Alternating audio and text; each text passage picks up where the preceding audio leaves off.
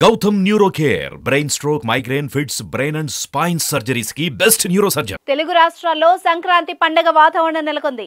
పండగకి తమ సొంతూళ్లకు వెళ్లేందుకు ప్లాన్ చేసుకుంటున్నారు.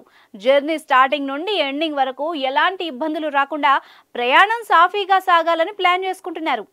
ఇంతవరకు బాగానే ఉన్నా అసలు విషయం మర్చిపోయారు. అదేంటో ఇప్పుడు చూసేద్దాం. సంక్రాంతి పండగకు సొంతూళ్లకు వెళ్లే ప్రయాణికులు ఒకసారి తమ వాహన ఫాస్టాగ్ ను సరిచూసుకోకుంటే ఇబ్బంది పడే ప్రమాదం ఉంది.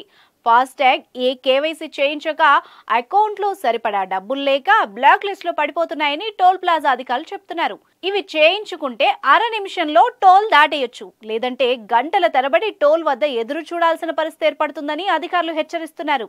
ఇలా హైదరాబాద్ నుంచి పండక్కి నలుమూలలకు వెళ్లే వాహనదారులు వీటిని సరిచేసుకుని జర్నీ స్టార్ట్ చేస్తే ఎలాంటి ఇబ్బందులు తప్పవని టోల్ ప్లాజా నిర్వాహకులు చెప్తున్నారు. ఫాస్టాగ్ బ్యాలెన్స్ అయిపోతే వెంటనే రీఛార్జ్ చేయించుకోవాలి. తీరా టోల్ గేట్ వద్దకు వచ్చి రీఛార్జ్ చేసుకుంటే అది యాక్టివేట్ అవ్వడానికి అరగంట సమయం పడుతుంది. మీరున్న ప్రాంతంలో నెట్వర్క్ సమస్య ఉంటే ఇంకా ఎక్కువ సమయం పడుతుంది. అయితే అత్యవసర సమయాల్లో 1033 నెంబర్కు ప్రయాణికులు ఫోన్ చేయాలి. ప్రమాదం జరిగిన వెంటనే గాయపడ్డ వాళ్లని హాస్పిటల్ తరలించేందుకు ప్రతి 20 కిలోమీటర్లకి ఒక అంబులెన్స్, డ్యామేజ్ అయిన వాహనాల్ని పక్కకు జరిపేందుకు క్రేన్ను జాతీయ రహదారి అధికారులు సిద్ధంగా ఉంచుతారు. అయితే కొత్తగా కారు కొన్నప్పుడు చాసిస్ నెంబర్పై ఫాస్టాగ్ని ఇస్తారు.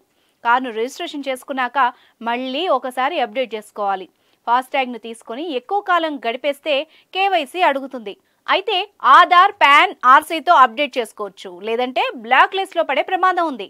ఫాస్టాగ్ కంపెనీ కూడా మినిమం బ్యాలెన్స్ లేకపోతే బ్లాక్ లిస్ట్ లో పెట్టే ప్రమాదం ఉంది. వీటిని అప్పటికప్పుడు గుర్తిస్తే ఫాస్టాగ్ అప్డేట్ కావడానికి 24 గంటల సమయం పడుతుంది.